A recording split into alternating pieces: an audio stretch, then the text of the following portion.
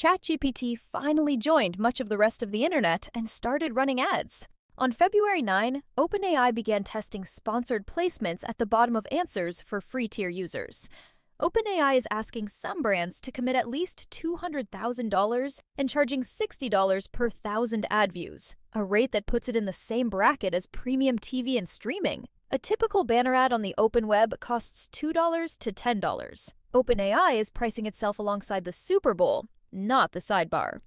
Companies are biting. Williams-Sonoma, Target, Adobe, and Audible have all reportedly signed on. But this isn't search advertising with a chatbot skin. It's something fundamentally different, and the distinction matters.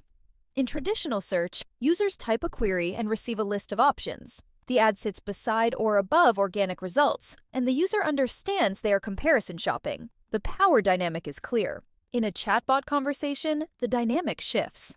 The user is asking for help, often about something personal, sometimes something vulnerable. The AI responds in natural language, as a single, authoritative voice rather than a buffet of links. When a sponsored placement appears at the bottom of that answer, it occupies a different psychological space than a Google shopping ad ever did. It's the difference between a billboard on the highway and a suggestion from your friend.